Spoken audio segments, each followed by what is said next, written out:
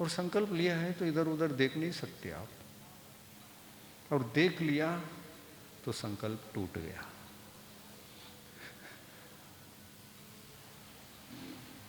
संकल्प ही टूट जाता है। कार गाड़ी घाटी में चल रही है, घाटी है, पर्वत है और सिंगल रास्ता है। जरा सी भी असावधानी हो जाए तो गड्ढों में गिर जाती है। उस समय ड्राइवर इधर उधर देखता है? नहीं देखता है ना। कितना संभालता है। अगर एक भी पहिया खिसक जाए, ये तीनों पहिया उसके साथ देते हैं। वो तो क्या, तुम जहां जा रहे वहीं हम आ रहे, तुम आगे हो हम पीछे दो हैं। आगे के पहिए जहां जाते हैं पीछे के उसी का अनुसरण करते हैं। कितना भी समझा दो। अरे हमारे नेता उधर चले गए, दो नेता हैं, एक मुख्यमंत्री है और एक उप मुख्यमंत्री है, दोनों ही चले गए।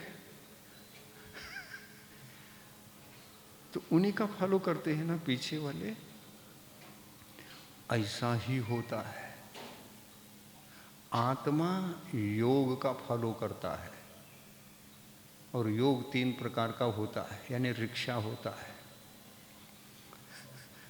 मनोयोग का एक पहिया, वचन योग का एक, और काय योग का एक।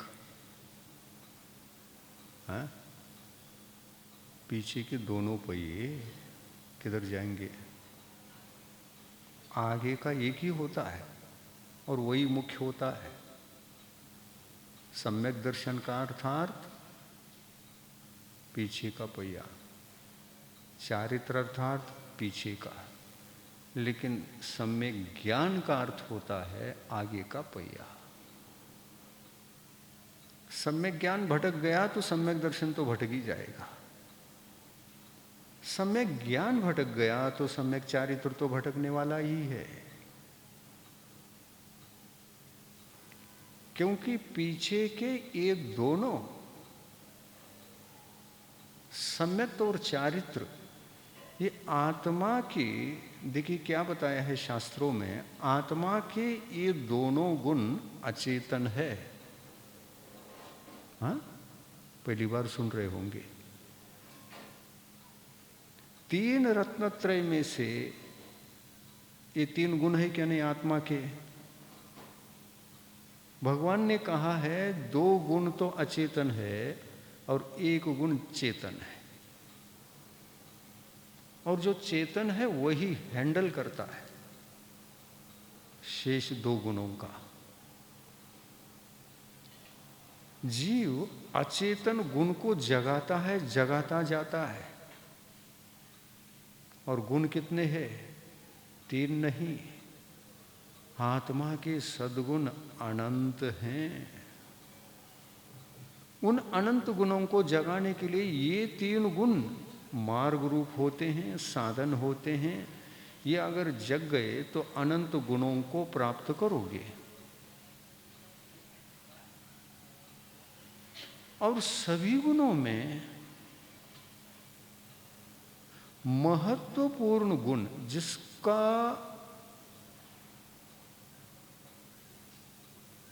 उपलब्धि हुए बिना, जिसको प्राप्त किए बिना अन्य गुणों को जगाया नहीं जा सकता, वो कौन सा गुण? मोक्ष महल की प्रथम सीढ़ी। कौन सा गुण? सम्यक दर्शन। अनंत गुणों को जगाने का मूल दरवाजा है। मुख्य दरवाजे से प्रवेश किए बिना तो आपको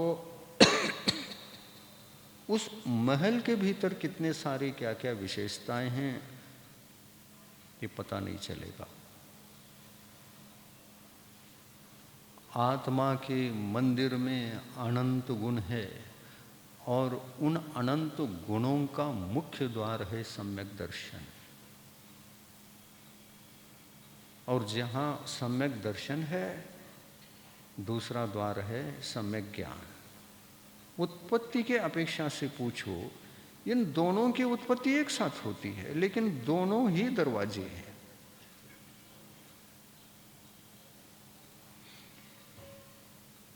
एक प्रवेश का दरवाजा है सो सम्यक दर्शन है, वो मुख्य है। और प्रवेश करने के बाद पहले द्वार को भी सुरक्षित रखने का कार्य करता है और तीसरे दरवाजा सम्यक चारित्र उसको भी सुरक्षित रखने का सक्रिय काम करता है, वो है सम्यक ज्ञान। ज्ञान ही संभालता है। देखिए, सबसे अच्छा उदाहरण आपके लिए दे रहा हूं इस विषय को समझने के लिए। सिंपल उदाहरण, साइकिल देखा है? आजकल मिल नहीं रहे हैं, हो सकता आपने देखा ही ना हो। साइकिल को देखा है कि नहीं? देखा है। चाक कितने होते हैं? 2। हैंडल कितने होते हैं? 1। चाक 2, हैंडल 1।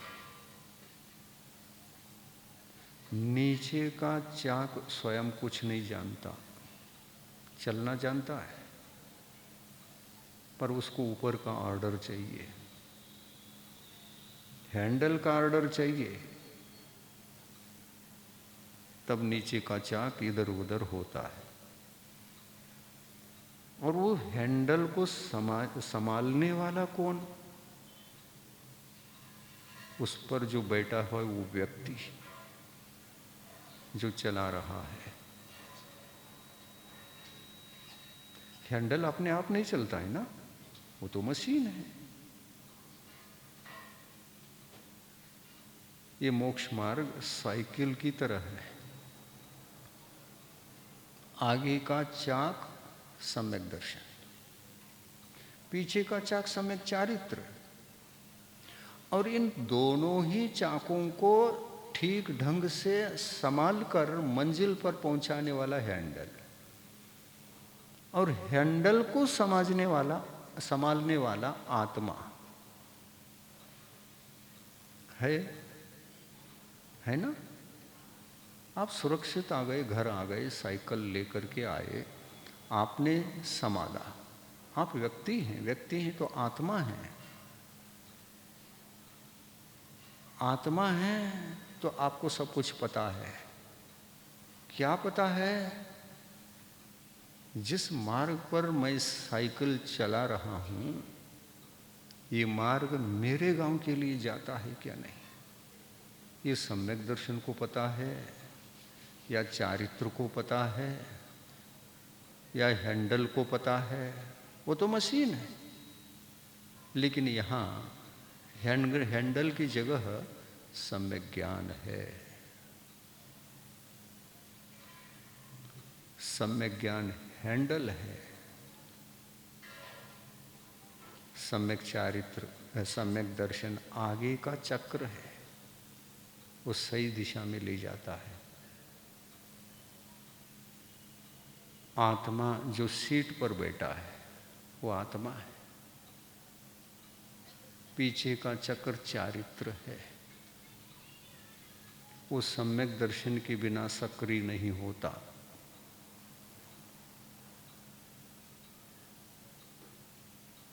आगे का चाक सम्यक दर्शन हुआ,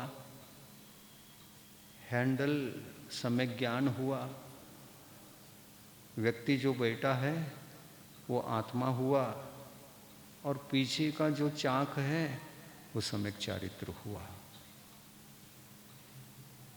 आगे का चाक, पीछे का चाक हैंडल के अनुसार चलते हैं। तो इससे सिद्ध होता है मोक्ष मार्ग में आत्म कल्याण करने वाला व्यक्ति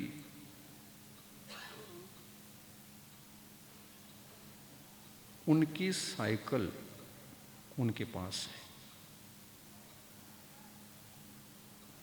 सम्यक दर्शन उस साइकिल का एक पार्ट है, चक्र रूप में। सम्यक चारित्र पिछला पार्ट है, चक्र के रूप में।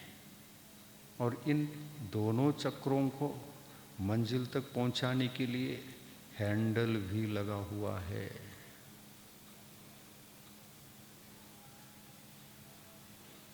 इन तीनों में सबसे ज्यादा महत्व किसका है? हैंडल का। और उससे भी ज्यादा महत्व किसका है? हैंडल करने वाला व्यक्ति का। तो आत्मा तो जीव है, उसका महत्व है। और ये इस आत्मा को ही सम्यक दर्शन होता है, इस आत्मा को ही सम्यक चारित्र होता है। पर यह आत्मा हैंडल करेगा तभी ना। किसको हैंडल करेगा? हैंडल का हैंडल करेगा।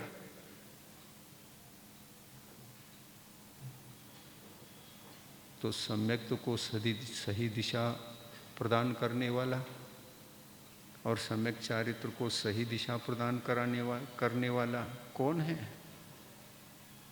हैंडल भी है तो हैंडिंग करने वाला व्यक्ति भी है। ऐसा जो भी होता है वो ज्ञान से होता है। हर कार्य ज्ञान से संपन्न होता है। सम्यक तो प्राप्त करना चाहते हैं, ज्ञान के सहारे के बिना कर लोगे? ज्ञान ही नहीं तो फिर विचार भी नहीं, विचार भी नहीं तो फिर क्या है?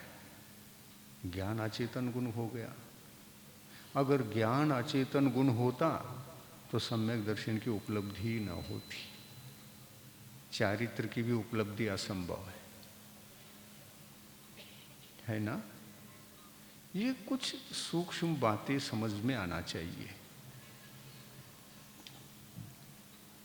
मोक्ष मार्ग को, आत्म कल्याण को अच्छी तरह से आप संपन्न करना चाहते हैं तो ये सिद्धांत की बातें कम से कम विचारों में तो आना ही चाहिए, क्योंकि तदनुरूप आप पुरुषार्थ कर सके, चल सके, आत्म कल्याण के द्वार को खोल सके। जो कल्याण होना है वो ज्ञान से ही होगा। मान के चले आपके ज्ञान में ये परिचय ही नहीं है, मोक्ष क्या है, निर्जरा क्या है, आत्म कल्याण क्या है, कुछ पता ही नहीं, शून्य है, तो वो अज्ञान है। अज्ञान से मोक्ष होगा क्या?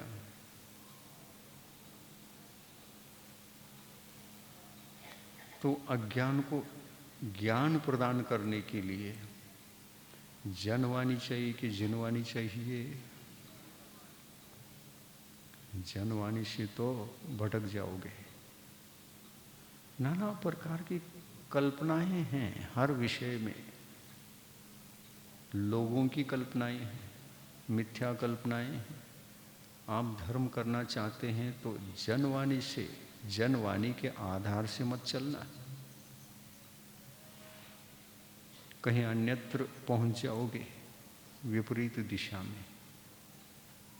जनवाणी आत्म कल्याण के लिए कार्यकारी नहीं है,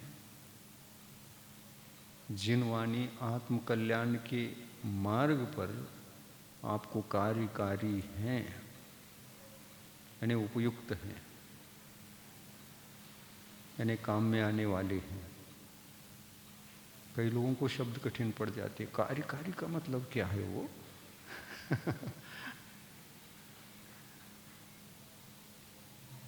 मतलब आवश्यक है। समझ में आ रहा है? आ रहा है? सुनिए, अनादिकाल से अपन लोगों ने आत्मा का धर्म नहीं किया, और धर्म के नाम से तो बहुत कुछ किया, नाम से किया है। क्या किया है? भगवान की पूजा कर ली, भक्ति कर ली, भगवान के नाम से प्रसाद बांट लिया, तीर्थ यात्रा कर गए, करके आए, खुशी में दान दे दिया। बाहर के जितने काम हैं अनंत बार किया है, लेकिन आत्मा के गुणों को जगाने का कार्य कभी किया है क्या? अगर ये किया होता तो अर्ध पुद्गल परावर्तन काल के बीच में हम अनंत गुणों को सिद्ध करके मोक्ष भी चले गए होते। ऐसा है क्या? नहीं। पर कभी किया है क्या? धर्म धर्म धर्म धर्म तो बहुत कर लेते आप, लेकिन क्रियाकांड तक सीमित रखते उसको। उस पर विचार नहीं करते। विचार किस पर करना चाहिए वो विषय इकट्ठा नहीं करते। स्वाध्याय करके धर्म करने के लिए आते हैं, लोगों से संपर्क कर लेते। क्या कर रहे हो? धर्म कर रहा हूँ। क्या क्या? ये 8 द्रव्य हैं, इधर का उधर चढ़ाते हुए भगवान की भक्ति कर रहा हूँ। तो तुम केवल थाली खाली करते जा रहे हो, इधर के द्रव्य को एक साथ नहीं, थोड़ा थोड़ा करके इधर कर रहे हैं। इस थाली में डालना, इस थाली को एकाएकी खाली न करते हुए थोड़ा थोड़ा उधर करना। इसका नाम पूजा है क्या? और लोगों से पूछा, महाराजों से नहीं पूछा, शास्त्र स्वाध्याय करके जिनवानी क्या कह रही है ये नहीं पूछा। धर्म भी करते हो तो पर का फॉलो करके करते हो। उपवास भी कर रहे हैं तो फॉलो करके। क्यों? इन्होंने 2 किया, ये तो तपस्वी है, मोक्ष मार्ग का जरा भी ज्ञान नहीं है। ये जो कर रहे हैं ये धर्म है, ये तप है। वह कितना किया आपने? हमने 2 किया। हम भी सोचते हैं फिर अगले साल दक्ष लक्षण आने दो, हम 4 करेंगे। देखा देखी ऐसा होता है कि नहीं होता? स्वाध्याय नहीं है तो यही होगा। स्वाध्याय करोगे सभी विचार दिमाग में आना शुरू हो जाएगा। मैं क्या कर रहा हूँ, क्यों कर रहा हूँ, किस लिए करना चाहिए। हर प्रश्न का, दिमाग के हर प्रश्न का उत्तर स्वाध्याय में ही मिलता है, और स्वाध्याय से कहीं ज़्यादा मिलता है तो गुरुओं के माध्यम से चर्चा करके जो प्राप्त करोगे वो 10 दिन तक, महीनों तक, सालों तक स्वाध्याय करने पर इतने समय में, लंबे समय में जो ज्ञान आता है 1 घंटे की चर्चा में गुरु के पास आता है।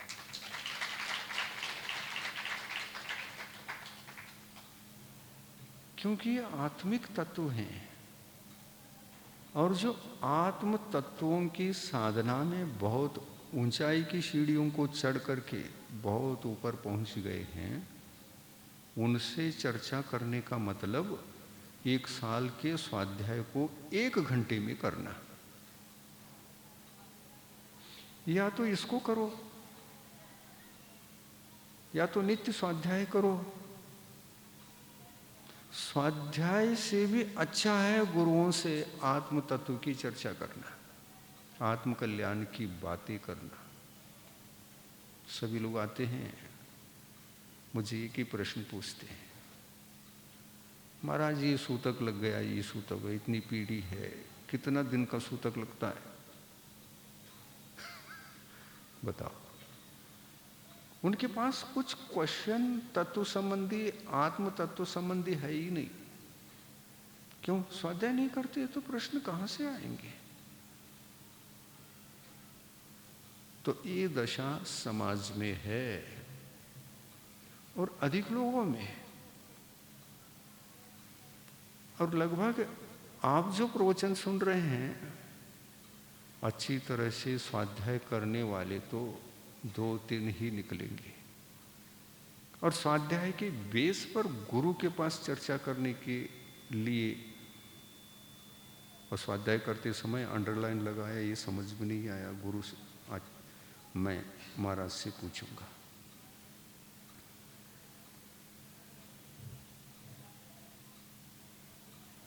मुंबई से एक श्रावक आए हैं, वो बहुत स्वाध्याय करते हैं, चिंतन भी करते हैं, बहुत सारे प्रश्न लिख करके लाए हैं, पर समय ऐसे समय में आए हैं जिस समय में मुझे टाइम ही नहीं, और उपवास भी कर रहे हैं, ये साधना है, सब चल रहा है। स्वाध्याय ऐसा करते हैं जिसको किया है उस पर चिंतन भी करते हैं, और उस चिंतन के दौरान जो प्रश्न उत्पन्न होते हैं वो तुरंत नोट कर लेते हैं।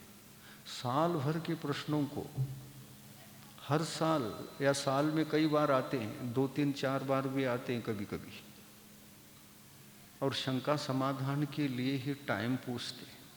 महाराज टाइम चाहिए, बहुत सारी शंकाएं, तो मुझे उनके लिए टाइम अलग से निकालना पड़ता है। ऐसे शास्त्र स्वाध्याय करके, चिंतन करके जो प्रश्न खड़े होते हैं आत्म कल्याण संबंधी, आत्म तत्व संबंधी, ऐसे लोग है ही नहीं ऐसा लगता है समाज में। लेकिन रोज दर्शन करने वाले, पूजन करने वाले, अष्टक करने वाले हजारों मिलेंगे, पर आत्म कल्याण की चिंता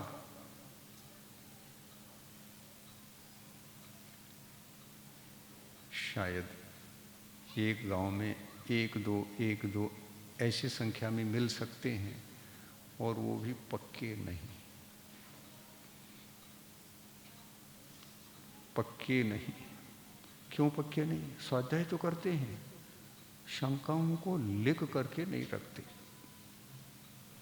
भूल जाते हैं और पूछते तक नहीं। तो ऐसा स्वाध्याय करना निरर्थक है,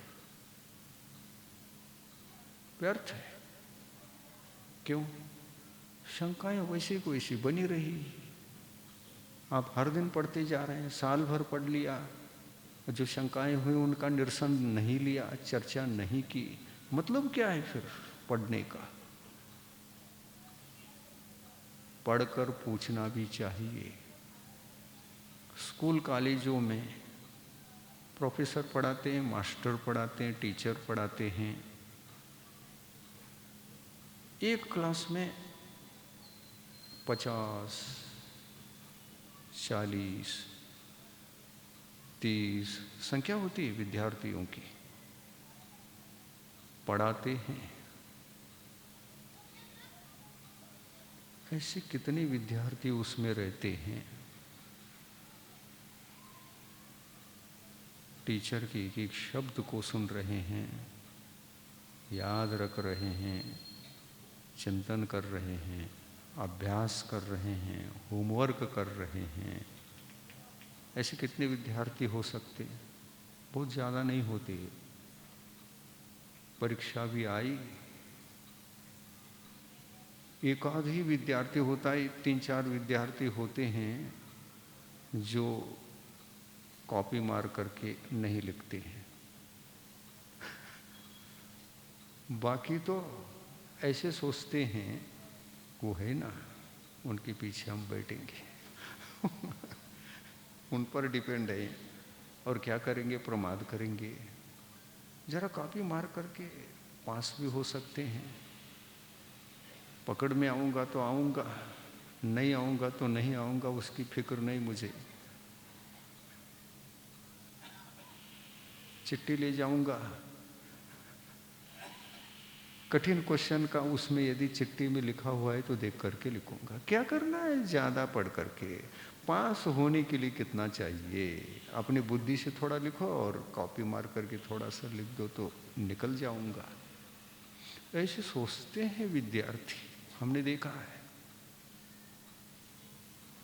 और हम भी ऐसे ही करते थे। ये अच्छा है, खेलने को भी टाइम मिलता है, अभ्यास होमवर्क किए बिना सब कुछ अच्छा चलेगा, पास भी हो जाते हैं। लेकिन टीचर ने जब कॉपी मारते हुए एक बार देखा, उसके बाद कॉपी करना ही बंद कर दिया।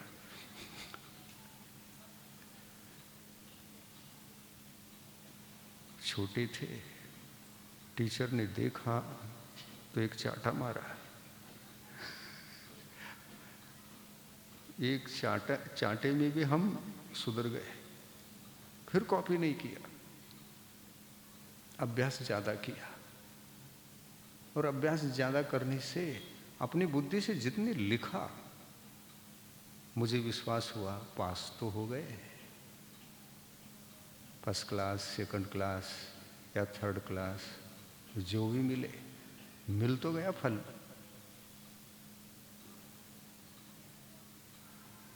पास होने से मतलब रहता है, लेकिन उसमें भी कॉपी मार करके।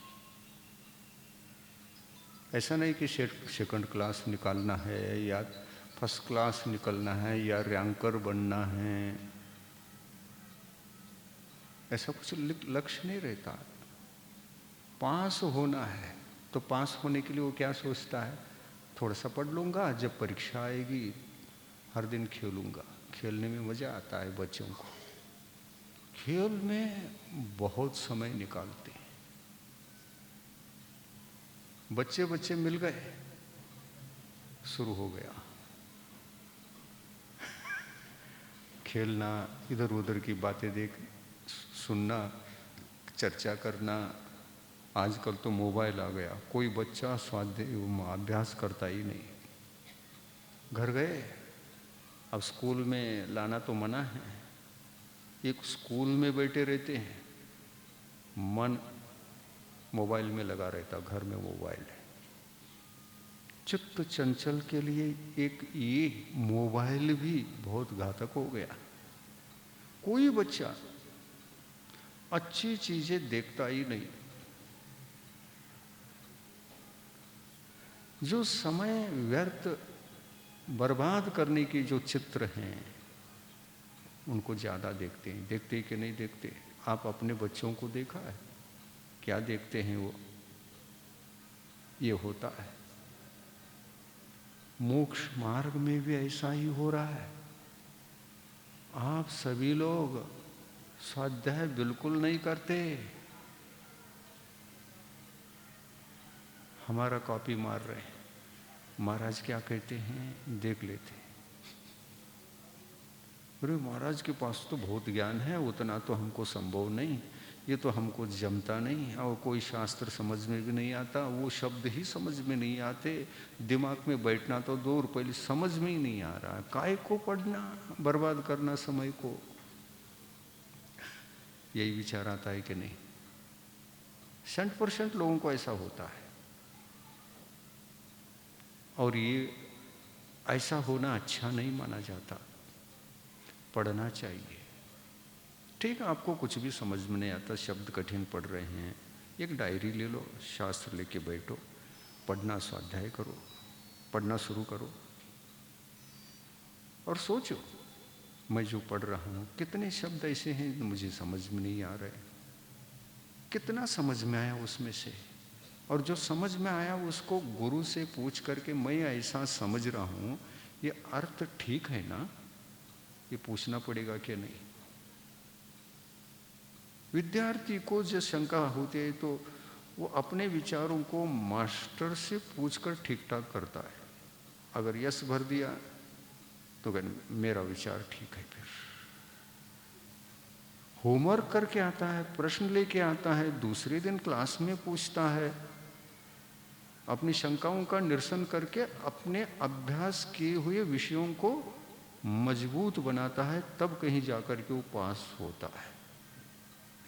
धर्म क्षेत्र में भी आप ऐसे वैसे धर्मात्मा नहीं बन पाएंगे। पूजा करना ही एक धर्म है। पूजा कर लिया तो यही जैन धर्म, बस मेरा काम हो गया। आप आलसी हैं। कापी मारने वालों में से कितना कापी मारा? जो कापी मार सकते हैं उतना मार लिया। एक ज्ञानी तो स्वाध्याय भी कर रहा है, एक श्रावक स्वाध्याय भी कर रहा है, पूजन भी कर रहा है, षड आवश्यक पालन कर रहा है। उसमें से आपको किसी भी षड आवश्यक में सबको समझने की और करने की इच्छा ही नहीं। इच्छा है भी तो वो भी मुश्किल से। और देव पूजा, देव दर्शन, बस मैं जैन हूँ, रोज मंदिर आता हूँ, मैं जैन हूँ। कहाँ जैन है आप? सम्यक दर्शन के बिना किसी भी जैन व्यक्ति को पूजन करने मात्र से जैन नहीं कहलाता। और जन्म उच्च कुल में, जैन कुल में जन्म लेने से भी आप जैन नहीं कहलाते। जैनत्व का आचार विचार कम से कम मिनिमम जितना ज्ञान पूर्वक कर सके उतना भी ज्ञान आपके पास नहीं, तो फिर जैनत्व की कोटि में आकर जैनत्व को जगाना, अपने आप को जैन मानना, ये संभव नहीं। सुनिए, आज जनरल प्रवचन ज्यादा हो गया क्योंकि ये आवश्यक है। समाज में जनरल ही आवश्यक है सबसे ज्यादा। और मुझे वो कठिन कठिन धर्म समझाने के बजाय ये भी विषय लेना पड़ता है, और बार बार वो भी विषय लेना पड़ता है जो विषय उसमें भी कॉपी मार करके आप बिगड़ रहे हैं। कौन सा क्या खाना यही पता नहीं, वो विषय कौन सा समझ में आया ना? टाइम नहीं है, घर का काम भी फास्ट करना है, टाइम नहीं है। और टाइम ये नहीं है तो फिर भोजन पकाना, खाना परिवार के लिए पका के रखना, उनको खिलाना, ये बहुत कठिन पड़ता है। बाजार में जाओ, पॉकेट लटक रहे हैं दुकान के सामने, readymade chips, readymade fast food. Fast जाओ, फास्ट फूड लाओ, फास्ट खाओ, चबा करके भी खाते हैं, नहीं के तो पता नहीं। उनको टाइम नहीं है, भागा दौड़ी है, सर्विस पर जाना है, टाइम हुआ कि वहाँ दौड़ना ही पड़ता है, नहीं तो पेमेंट होता है ऐसा। हमने सिटियों में देखा है, इतने भागते हैं, वो आहार नहीं बनाते। आज तो सिटियों में रहने वाले लोग खाना पकाते ही नहीं, ये फैशन हो गया। लेकिन आप लोग घर में रहते हैं, ऐसा कदापि ऐसा भूल मत करना। घर में ही पकाना, घर का ही खाना, विश्वास का खाना खाओ। मैंने पकाया है, शुद्ध है, और ये मेरे तबीयत के लिए ठीक है। अब बाजार के पैकेटों को खरीद के लाते हैं, उसमें क्या है क्या नहीं देखा है क्या आंखों से? ये फास्ट फूड में क्या क्या डाला जा रहा है और परोसा जा रहा है दुनिया में लोगों को, क्या उसका ज्ञान है आपको? ज्ञान नहीं है। इस विश्वास के साथ कि उसमें हरा ठप्पा लगाया है, सिंबल लगता है तो शाकाहार, उसमें धोखा है।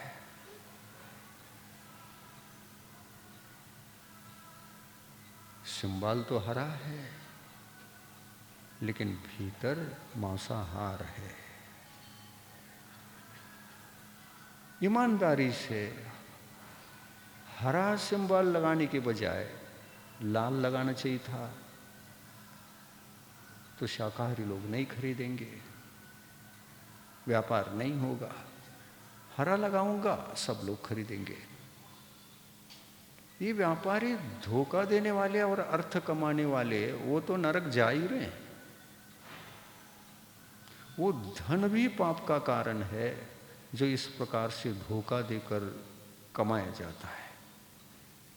और कंपनी के लोग यही ज़्यादा करते हैं, जिनको बहुत अर्थ कमाना है,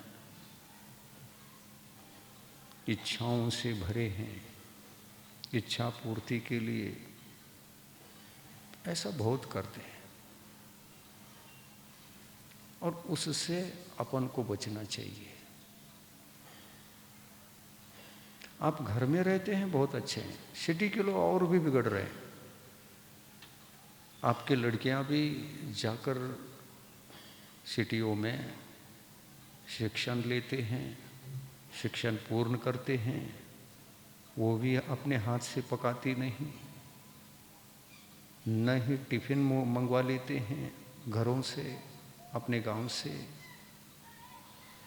नहीं शुद्ध कोई शाकाहार का वहां पर मिलने की कोई संभावना है। ऐसे बड़ी बड़ी सिटी, पुणे आजकल